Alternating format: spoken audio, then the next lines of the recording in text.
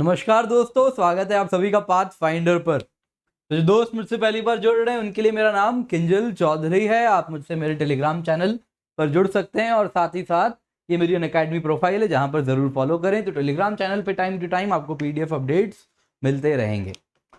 तो दोस्तों, आजकल डिफेंस सर्कल्स में जो जियोपॉलिटिकल एनालिस्ट्स हैं उनकी बात माने तो इंडिया का जो पिछले 2-3 साल में जो तरीका रहा है चाइना और पाकिस्तान को डील करने का, उससे ये पता चल रहा है कि इंडिया ने एक नई स्ट्रैटेजी बना ली है पाकिस्तान और चाइना इन दोनों से डील करने के लिए। तो यही स्ट्रैटेजी है, अगर आप देखें तो दो प्रकार की, पाकिस्तान के साथ प्यूनिटिव डिटरेंस और चाइना के साथ क्रेडिबल डिटरेंस। तो बहुत इंपॉर्टेंट है ये दोनों टर्म्स, हमें समझने होंगे क्या होता है प्यूनिटिव डिटरेंस, क्या होता है क्रेडिबल डिटरेंस। तो अगेन दोस्तों, ये जो कवरेज है, ये जो स्ट्रैटेजी की बातें हैं, ये ऐसा नहीं है कि सरकार किसी पेपर में लिख के देगी आपको कि ये हमारी स्ट्रैटेजी है। बिल्कुल नहीं, ऐसा नहीं होता। तो जियोपॉलिटिक्स में यूजुअली जियोपॉलिटिकल पंडित्स ऐसी बातें करते हैं जो कि मीडिया में आती है और उससे जनसाधारण हम जैसे लोगों तक ये बातें पहुंच पाती है। तो आप अगर बात देखें तो कोल्ड स्टार्ट डॉक्ट्रिन की ही बात कीजिए तो आपको याद होगा 2017 में जाके फाइनली जब जनरल बिपिन रावत जी इस बात को एक्सेप्ट करते हैं, तब जाके कहीं से इंडिया की तरफ से ये बात इंडिया एक्सेप्ट करती है कि उनकी कुछ कोल्ड स्टार्ट डॉक्ट्रिन है भी। इससे पहले तो हमने हमेशा से मना करते रहे, हम कुछ कोल्ड स्टार्ट डॉक्ट्रिन नहीं है, ये सब मीडिया का क्रिएशन है। तो कुछ वैसे ही ये स्ट्रैटेजीज हैं जो कि काफी हद तक आप देखें तो इंडिया इसको अप्लाई करती हुई दिख रही है। तो आज हम उसी की बात करेंगे, इंडिया कैसे अप्लाई कर रही है विद एविडेंसेस, एंड आपके लिए दोनों टर्म बहुत इंपॉर्टेंट है। तो आइए इसको आज समझते हैं। तो दोस्तों, सबसे पहले तो बहुत जरूरी है, अगर हमें प्यूनिटिव डिटरेंस, क्रेडिबल डिटरेंस समझना है तो हमें जानना होगा डिटरेंस टर्म का क्या मतलब है। तो दोस्तों, डिटरेंस का मतलब होता है कि आप अपने एनिमी को, आप अपने विरोधी को कोई पर्टिकुलर कार्य करने से रोकें। कैसे रोकेंगे? जब आप उसको ये एहसास दिला दें कि आप ये कार्य करोगे तो इसका जो हर्जाना आपको भरना होगा वो बहुत ज्यादा होगा, काफी ज्यादा होगा कंपेयर टू दी बेनिफिट्स जो गेन आप इससे लेने वाले हो। तो दिस इज डिटरेंस, रोकना। तो ये क्या है? एक रुकावट का काम करेगा। कोई भी आप एक्शन लेने वाले हो तो आप 2 बार सोचोगे कि यार कर तो दोगे लेकिन नुकसान ज्यादा हो जाएगा, फायदा कम होगा। तो इसी को हम कहते हैं डिटरेंस। तो दोस्तों, अगेन यहां पर क्या मान के चल रहे हैं कि सामने वाला कॉस्ट बेनिफिट एनालिसिस कर रहा है अपने एक्शन को अंजाम देने के लिए। तो इससे क्या पता चल रहा है? सामने वाला एक रैशनल माइंड का व्यक्ति है, वो मजे मजे में कोई डिसीजन नहीं ले रहा, सब कुछ सोच समझ के करता है। तो इस पर फिर आएंगे जब हम इस थ्योरी का कुछ क्रिटिसिज्म भी देखेंगे। चलिए, तो अब अगर हम देखें तो क्या नया हुआ है, तो इंडिया ने कहा है कि पाकिस्तान कहा नहीं है, ऐसे जियो स्ट्रेटेजिस्ट कह रहे हैं, पाकिस्तान के साथ इंडिया आज आने वाले दिनों में जो स्ट्रेटेजी फॉलो करने वाली है वो होने वाली है प्यूनिटिव डिटरेंस। यहां पर प्यूनिटिव डिटरेंस और चाइना के साथ क्रेडिबल डिटरेंस।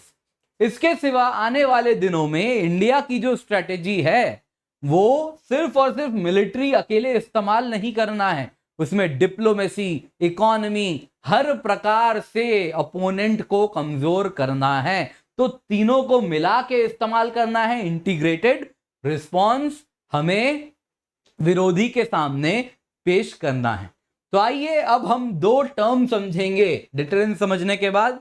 क्या है पाकिस्तान के साथ प्यूनिटिव डिटरेंस और दूसरा क्या है क्रेडिबल। क्रेडिबल का मतलब भरोसेमंद। तो क्या है क्रेडिबल डिटरेंस? तो दोस्तों, प्यूनिटिव डिटरेंस अगर हम देखें जो पाकिस्तान के साथ स्ट्रेटेजी है, प्यूनिटिव का क्या मतलब होता है? पनिश करना, है ना। आप कुछ मिस एडवेंचर करोगे तो you will be punished severely. तो इससे निकला है प्यूनिटिव डिटरेंस। तो इसमें क्या कहना है? तो इसमें कहना है कि इंडिया पाकिस्तान की तुलना में हमारी मिलिट्री पावर क्या है? ओवरवेलमिंगली हाई है, बहुत ज्यादा है। तो ऐसे केस में कोई भी पाकिस्तान अगर मिस एडवेंचर करता है तो इट विल बी पनिश्ड। तो कुछ ऐसी ही स्ट्रैटेजी के साथ हम लेके आए थे कोल्ड स्टार्ट डॉक्ट्रिन। तो आपको याद होगा उससे पहले सुंदर जी डॉक्ट्रिन फॉलो किया करते थे। तो ये सब क्या है, तो अगेन ये डेप्थ में ही कवर होगा। तो यहां पे ये मान के चल रहा हूं आपको कुछ आइडिया है। तो उससे पहले हमारी जो डॉक्ट्रिन थी दैट वाज सुंदर जी डॉक्ट्रिन, जिसमें आप अगर देखें तो हम कोर्स में अटैक करने की फोकस हमारी रहती थी कि जो रिस्पॉन्स होगा, कुछ स्ट्राइक कोर हैं जो कि रिस्पॉन्स करेंगे। बट अगेन जब 2004 में ऑपरेशन पराक्रम होता है तो हमें पता चल जाता है कि इतने ज्यादा फोर्सेस को मोबिलाइज कराना है पाकिस्तान तक, तो उसमें हमें करीबन 3 हफ्ते से ज्यादा वक्त लग गया था। तो तब तक पाकिस्तान भी तैयार हो गया था, तो एलिमेंट ऑफ सरप्राइज नहीं थी। फिर हम लेके आते हैं नई स्ट्रेटेजी। तो 2004 के बाद हम लाते हैं कोल्ड स्टार्ट डॉक्ट्रिन को फोरफ्रंट पर लाते हैं, और वहीं से आता है कंसेप्ट कि इंटीग्रेटेड बैटल ग्रुप्स का इस्तेमाल किया जाए। इंटीग्रेटेड बैटल ग्रुप्स होंगे जो कि विद इन 48 आवर्स मोबिलाइज किए जा सकें, और विद इन 48 आवर्स ये देश के, पाकिस्तान के अलग अलग जगह में एक सरप्राइज एलिमेंट के साथ पूरे के पूरे पाकिस्तान में सिग्निफिकेंट डैमेज करके वापस भी आ सकें, सो दैट पाकिस्तान को कोई भी मिसएडवेंचर करने पर उसको प्यूनिटिव यानी पनिश किया जा सके। तो ये ऑब्जेक्टिव के साथ प्यूनिटिव डिटरेंस स्ट्रेटेजी बनाई गई है। तो इसमें इंटीग्रेटेड बैटल ग्रुप का इस्तेमाल होना है, और integrated battle group offensive as well as defensive roles के उपयोग में लाई जाएगी। तो इंटीग्रेटेड बैटल ग्रुप के जो हेड होंगे कोई एक मेजर जनरल लेवल के ऑफिसर होंगे, और ये एक इंटीग्रेटेड यूनिट होगी जिसमें इन्फेंट्री के साथ artillery, armoured, combat engineers, signal units, इन सब का रोल होगा, और साथ साथ एयर सपोर्ट भी सिग्निफिकेंट होगा। तो इससे क्या होगा, तो अगेन जब फोर्सेस मूव कर रहे हैं तो साथ साथ एयर सपोर्ट भी रहेगा, तो वो इजीली रैपिडली आगे बढ़ते रहेंगे। तो इसके लिए क्या चाहिए होगा, एयर सुपीरियोरिटी भी चाहिए होगी। तो इसमें रफेल जैसे एयरक्राफ्ट काम आएंगे जो कि आपको एयर सुपीरियोरिटी इंश्योर करवा दें। साथ साथ आप अगर देखें तो कुछ इन्फेंट्री, आर्टिलरी के ही सपोर्ट में अटैक हेलीकॉप्टर्स का भी इस्तेमाल किया जाएगा। तो अगेन इंटीग्रेटेड बैटल ग्रुप अगर आप देखें तो कंबाइंड है, artillery, armoured, combat engineer, signal units, ये सब मिलके एक बड़ा सा आईबीजी बनता है। तो जाहिर सी बात है ये कोई नई स्ट्रेटेजी तो नहीं है, बस अब लग रहा है कि इंडिया इसको परस्यू करने वाली है, तो पाकिस्तान ने भी कुछ काउंटर स्ट्रेटेजी जरूर बनाया होगा। तो देखिए नंबर 1 काउंटर स्ट्रेटेजी क्या है, ये सब अगर आप देखें डिटरेंस, तो ये किस पर बेस्ड है, तुम ये करोगे तो मैं ये करूंगा, कॉस्ट बेनिफिट एनालिसिस। तो कॉस्ट बेनिफिट एनालिसिस जब किया जाता है तो सामने वाला क्या कहता है, तो हम ये मान के चलते हैं सामने वाला शतरंज की चाल की तरह एक एक काम सोच समझ के कर रहा है ना। तो गेम थ्योरीज में तभी आप उसको सिमुलेट कर सकते हैं। तो नंबर ऑफ सिमुलेशंस रन किए जाते हैं, ये अटैक होगा यहाँ पे, ये टेरिटरी जाएगी तो वो क्या रिस्पॉन्ड करेगा, इतनी टेरिटरी कब्जा करने पे क्या रिस्पॉन्ड हो सकता है। तो इन सब के बाद हम सिमुलेशंस गेम थ्योरी के आधार पे रन करते हैं। बट इसका बेसिक प्रेमाइस है सामने वाला सेन माइंड का है। तो इसी प्रेमाइस को फ्लॉड करने के लिए सामने वाला क्या बोलेगा, मैं तो सेन माइंड का ही नहीं हूं। तो कुछ वैसी स्ट्रेटेजी एक तो पाकिस्तान भी फॉलो करता है, जब वो क्या कहता है, जी हम तो न्यूक्लियर बॉम्ब चला देंगे सीधा, कुछ ऐसी धमकियां आती हैं। या फिर मुशर्रफ क्या कह देते हैं, मुशर्रफ कह देते हैं कि अगर हम नहीं रहेंगे तो यहां पर जो लोग इसको रूल करेंगे वो तो सन की किस्म के लोग होने वाले हैं, एंड बहुत ही कुछ भी कर सकते हैं वो, तो वो सेन माइंड के नहीं है। तो ये एक तरीका है प्रूव करने का कि ये सारे सिमुलेशंस गेम थ्योरी आपके फेल होने वाले हैं। बट अगेन देखिए एंड ऑफ द डे सारे न्यूक्लियर स्ट्रेटेजिस्ट से लेके जियोपॉलिटिकल स्ट्रेटेजिस्ट जानते हैं कि Pakistan is not being run by fools. ऐसा नहीं है जैसा वो प्रोजेक्ट कर रहे हैं, उनके यहां भी प्रॉपर एक तरीका है जो वो फॉलो कर रहे हैं, बहुत ही वेल ऑर्गेनाइज तरीके से जियोपॉलिटिक्स एंड जियो स्ट्रेटेजी को ध्यान में रखते हुए वो चीजों को रन कर रहे हैं, बस प्रोजेक्ट वैसे किया जा रहा है। तो दूसरा उन्होंने क्या किया है, उन्होंने टैक्टिकल न्यूक्लियर वेपन्स बनाए हैं। ये टैक्टिकल न्यूक्लियर वेपन्स अगर आप देखें तो 0.5 to 5 किलो टन के छोटे ईल्ड वाले न्यूक्लियर बॉम्ब्स हैं, जिनकी ब्लास्ट होगी तो ब्लास्ट रेडियस 600 मीटर से लेके 1.25 किलोमीटर तक होगी, उतने इलाके में सब कुछ बर्बाद हो जाएगा। तो इसका पर्पस क्या है, तो ये बैटल फील्ड में इस्तेमाल होगा जब इंटीग्रेटेड बैटल ग्रुप आगे मूव कर रही होगी। अगर सियालकोट मूव कर गए, अगर लाहौर की तरफ मूव किए, वैसे ही अगर बहावलपुर की तरफ जा रहे हैं तो इस इलाके में पाकिस्तान कहेगी हम अपने ही टेरिटरी में इन टैक्टिकल न्यूक्लियर वॉरहेड्स का इस्तेमाल करेंगे। तो ये क्या है? तो ये टैक्टिकल न्यूक्लियर वेपन्स है। और अगर शेख रशीद जी, जो कि पाकिस्तान के जब रेलवे मिनिस्टर हुआ करते थे, आजकल तो इंटीरियर मिनिस्टर हैं, इनके शब्दों में बात करें तो पाव और आधे पाव के बॉम्ब्स हैं इनके पास। तो इनका पर्पस यही है कि इस प्यूनिटिव डिटरेंस की स्ट्रैटेजी को किसी तरीके से फेल किया जाए। तो अगेन ये स्ट्रैटेजी अब लगता है इंडिया आने वाले दिनों में, आपने देखा होगा कैसे इंडिया क्या कहती है, हम पनिश करेंगे। तो सर्जिकल स्ट्राइक्स करना पड़ा तो करेंगे, बालाकोट एयर स्ट्राइक्स करना पड़ा तो करेंगे। तो ये सब क्या है? उस स्ट्रैटेजी की तरफ इशारा आपको देखने मिल रहा है। लेकिन अभी भी ये जो स्ट्रैटेजी थी, कोल्ड स्टार्ट, इतने मास लेवल पे, वाइड स्केल पे ऐसी मूवमेंट ना ये देखने मिली, और भगवान ना करे हमें देखना पड़े। क्योंकि क्या आउटकम होगा अगेन अगर आप देखें तो अगेन सिमुलेशंस क्या है, वो कहां तक फाइनल, जरूरी नहीं कि आप सब कुछ सिमुलेट कर पाएं। जितने भी वॉर गेम्स कर लें, एंड ऑफ द डे कुछ अलग हो सकता है। न्यूक्लियर थ्रेशोल्ड आप कितना मान के चल रहे हैं और कितना है, ये क्लैरिटी नहीं है। तो इस वजह से अब तक नहीं हुआ है, तो बहुत अच्छी बात है। चलिए नेक्स्ट देखते हैं चाइना के साथ।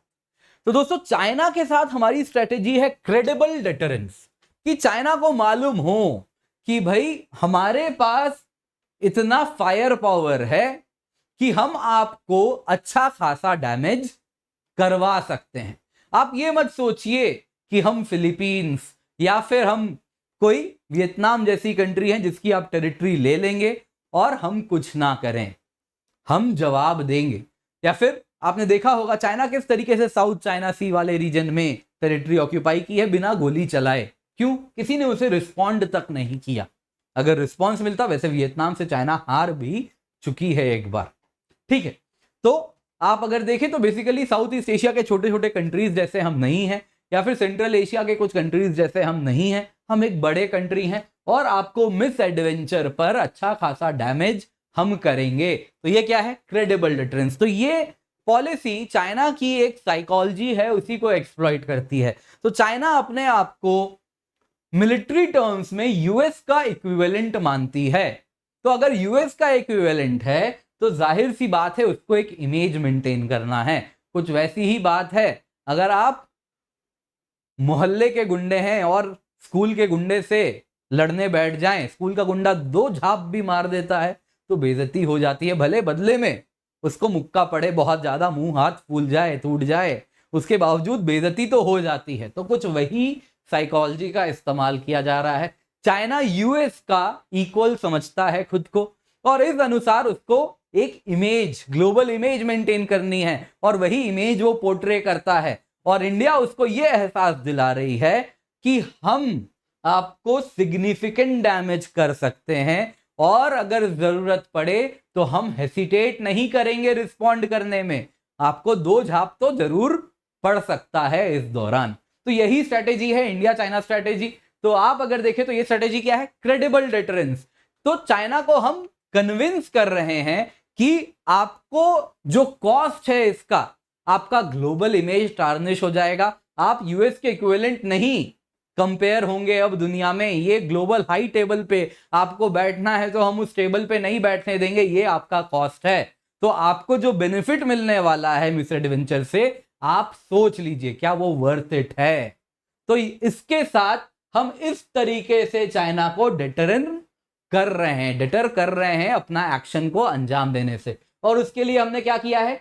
क्रेडिबल फायर पावर, भरोसेमंद फायर पावर है जिससे हम उसे रोकेंगे। तो आपने देखा होगा पिछले साल जुलाई में जब लद्दाख में स्किर्मिश चल रहे थे, उस वक्त इंडिया ने क्या किया था? तो आपको याद है इंडिया ने काफी इंपॉर्टेंट हिल टॉप्स के लोकेशन ऑक्यूपाई कर लिए थे जिसमें चाइना सरप्राइज था। तो फिर वो चाहे मगर हिल हो, रिचिंगला हो, रिजांगला हो, काला टॉप हो, तो इन सारे इलाकों को हमने ऑक्यूपाई किया था।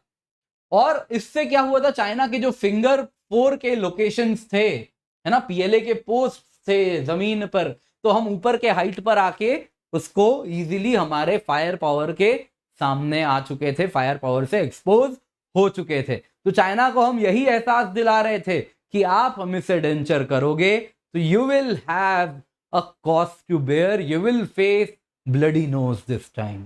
तो इससे क्या है, this was the credible deterrence. तो इस दौरान आपने अगर देखा होगा तो हमने क्या कहा कि हम strike corps, mountain strike corps पे ही सिर्फ भरोसा नहीं करने वाले, अब आने वाले दिनों में हम यहां भी इंटीग्रेटेड बैटल ग्रुप का इस्तेमाल करेंगे। और साथ साथ आप अगर देखें तो इस इलाके में हम जॉइंट रिस्पॉन्स भी फोकस करेंगे।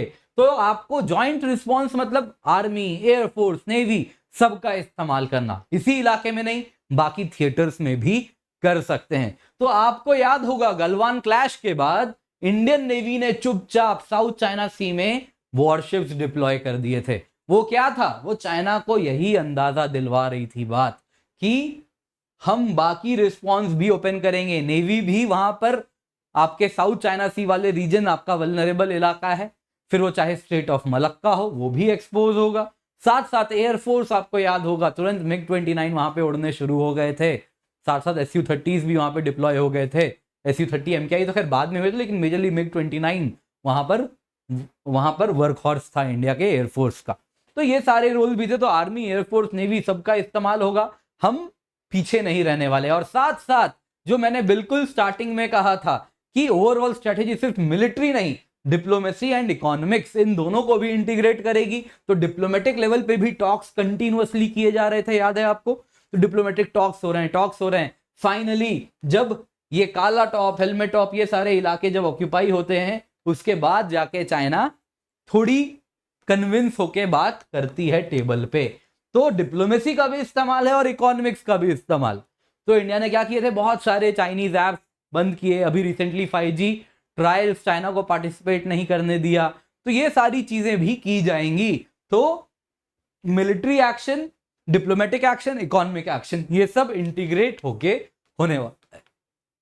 होने वाला है।